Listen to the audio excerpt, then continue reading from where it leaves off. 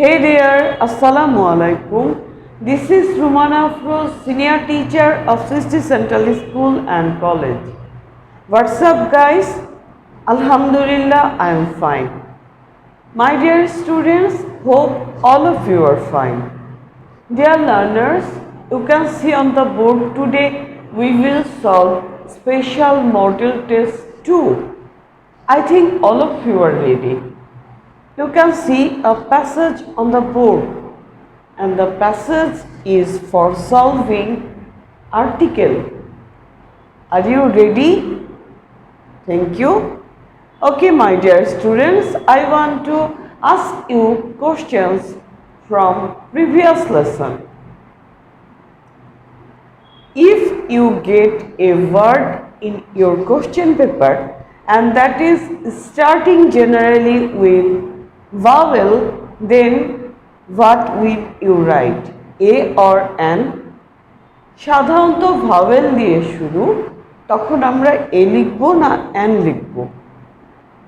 Right answer, তখন কিন্তু আমরা অ্যান লিখব। সাধারণত ভাওয়েল দিয়ে শুরু, তখন আমরা কি লিখব? অ্যান লিখব।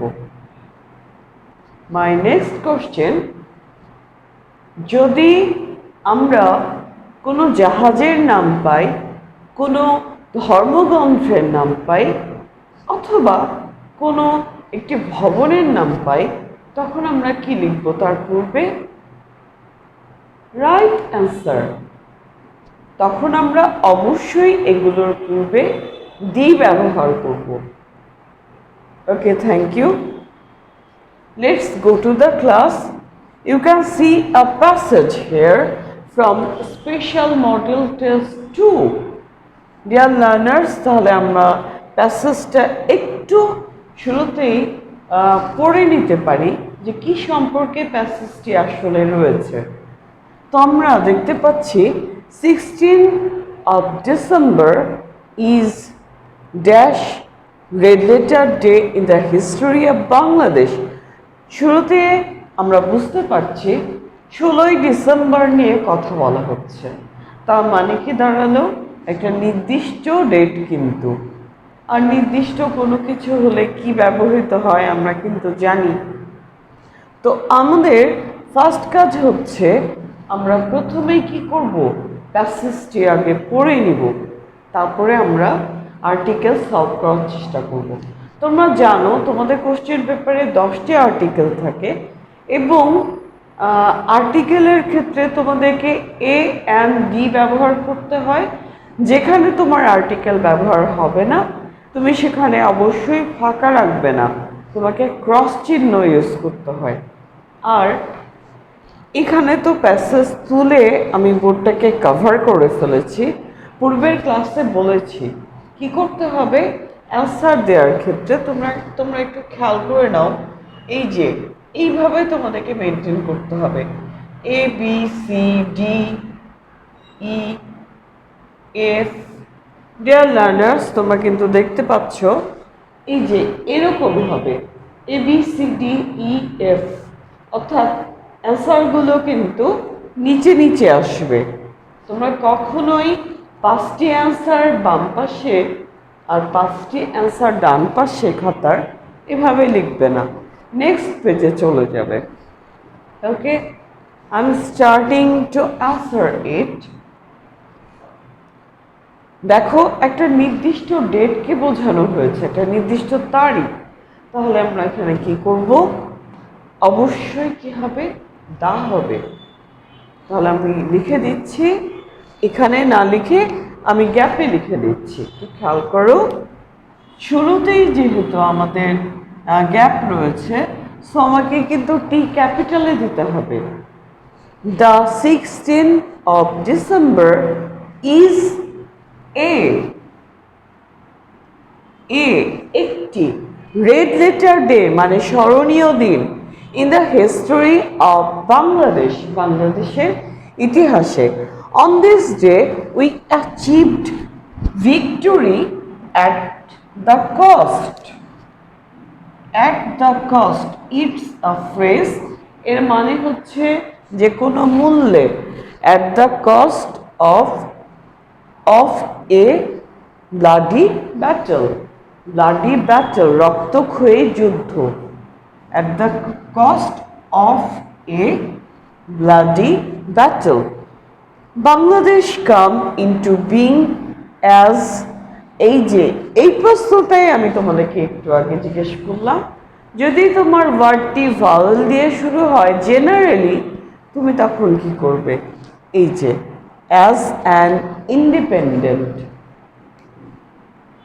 অ্যান হবে এখানে, independent vowel, I vowel, country, it occupied a place in the world, আমরা বুঝতেই পারছি এখানে একটি ক্রস হবে। এরপরে দেখো every year we observe day, কোন ডে? ওই নির্দিষ্ট দিনটি, অর্থাৎ 16 December, observe the day, the day with due solemnity we remember the sacrifices, অর্থাৎ আমরা উৎসর্গ করেছিল যারা, তাদের ক্ষেত্রে বলা হচ্ছে। তাহলে কি দাঁড়ালো? we remember the sacrifices of our heroic sons. The day is, কি হবে বলো তো? Right answer, outstanding, a public holiday, একটি কি ছুটির দিন, that means national holiday. The day begins with gunshots, the national flag is hoisted on, কি হতে পারে এখানে? চূড়া, একদম উঁচু জায়গা, তাহলে কি হবে? On the top, on the top.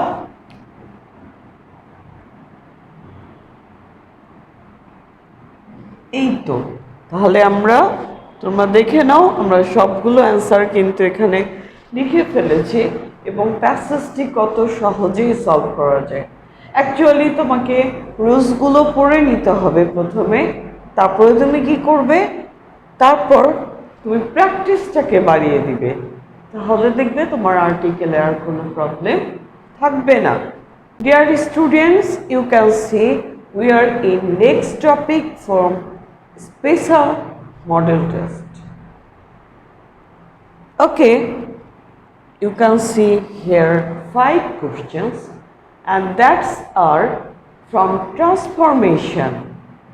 Actually, transformation is based on a particular theme. 5 sentences are based on 5 rules, so you can follow it. Computer is not a curse. আমরা দেখতেই পাচ্ছি শুরুতেই আছে computer. Every student needs a computer. প্রত্যেকটা ছাত্ররই কিসের প্রয়োজন আছে? Computer. It is a very wonderful invention. ইট বলতে কম্পিউটারকেই বোঝানো হচ্ছে। A poor student cannot buy it. তারপরে দেখো it was not invented overnight. That means there are 5 sentences and all the sentences are based on computer, a particular theme. অর্থাৎ নির্দিষ্ট একটি থিমের উপরে থাকে, কিন্তু 5 ধরনের 5টি সেন্টেন্স থাকে। এটি 5টি রুল মেনটেন করে, 5টি ক্লু থাকে সেন্টেন্সে, যেটা তোমাকে হেল্প করবে যে অ্যাকচুয়ালি তুমি কিভাবে এটাকে সলভ করবে। চলো তাহলে আমরা এটাকে সলভ করে নিই। দেখো আমরা অ্যাফার্মেটিভ করছি, আছে কিন্তু negative. Computer is not a curse, is not a curse, তাহলে আমাদেরকে নট তুলে দিতে হবে, কার্সটাকে চেঞ্জ করে দিতে হবে। Computer is a blessing, curse হচ্ছে অভিশাপ, আর ব্লেসিং হচ্ছে আশীর্বাদ। ওকে, আমাদের সেন্টেন্স কিন্তু অ্যাফার্মেটিভ তৈরি করা হয়ে গেল। Every student needs a computer. তোমরা দেখতে পাচ্ছ এখানে এভরির পরে কি আছে বলো তো? এভরির পরে কিন্তু নাউন আছে। So we have to follow a particular rule. Which rule? যখন আমরা এইরকম এভরির সাথে আরও কিছু পাবো, অর্থাৎ এভরির সাথে নাউন থাকতে পারে, এভরিবডি, এভরিওয়ান, অল থাকতে পারে, তখন নেগেটিভ করতে গেলে এভরির জন্য আমাদেরকে কি নিতে হয়? There is no. তাহলে আমরা কি নিচ্ছি? এভরির জন্য কি লিখব? There is no students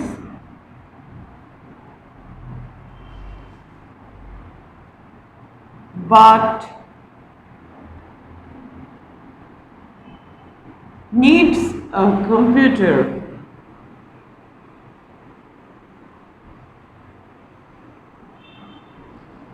So dear learners, তোমরা কিন্তু খেয়াল করতে পারছো এভরির জন্য কি নিয়েছি?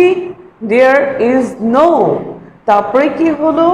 Student, but according to the rule needs a computer, অর্থাৎ পরবর্তী অংশে যা ছিল তাই লিখতে হবে।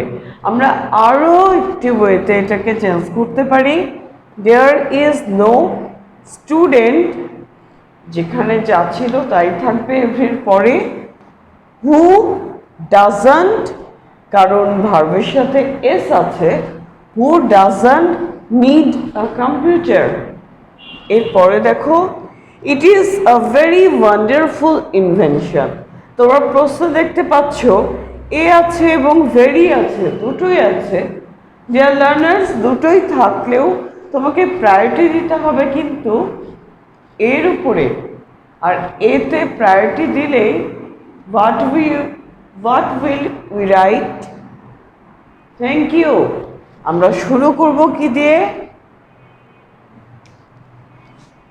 হোয়াট দিয়ে। What a wonderful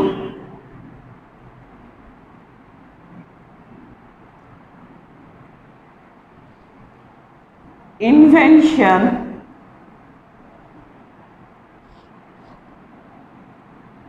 it is.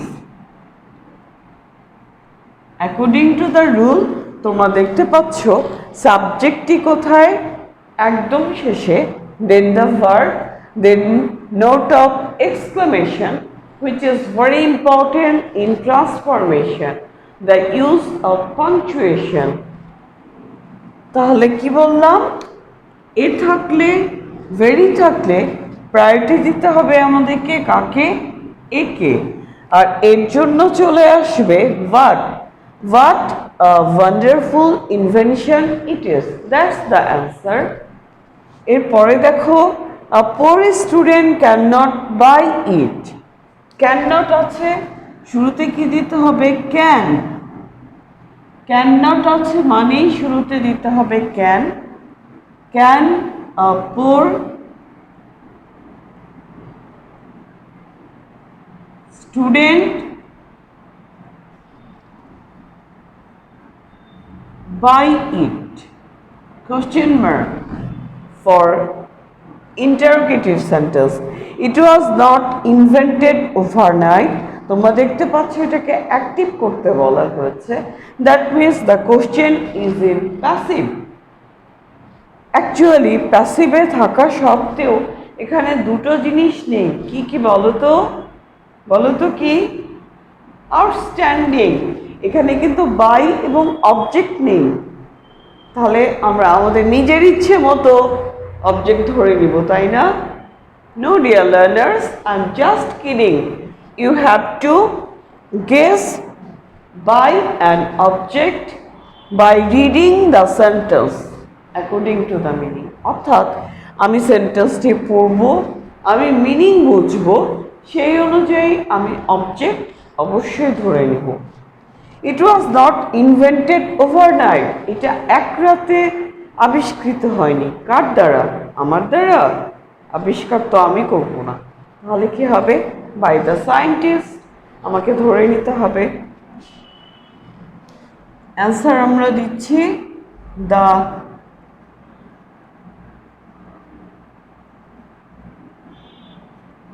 Scientist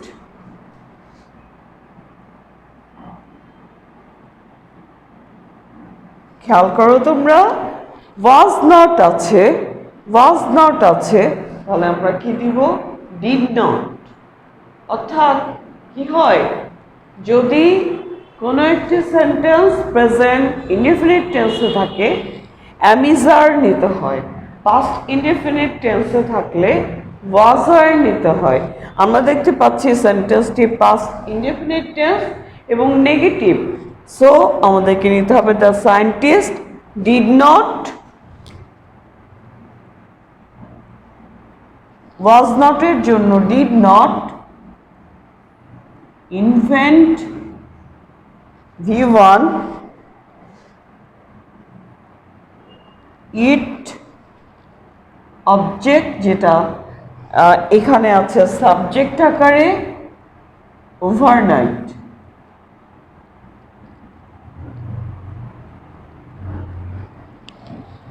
এই তো, তাহলে একটু খেয়াল করো, দ্য সায়েন্টিস্ট আমরা অ্যাকর্ডিং টু দ্য সেন্টেন্স ধরে নিয়েছি, ওয়াজ নট আছে এই জন্য আমরা নিয়েছি ডিড নট, সেন্টেন্সটা নেগেটিভ করার জন্য ডিড নট, এরপরে ডিড নট নিলে তো অবশ্যই V1 হবে।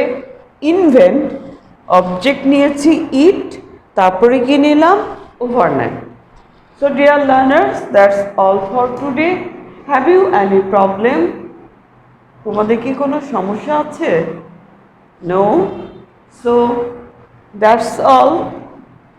I am giving you HW।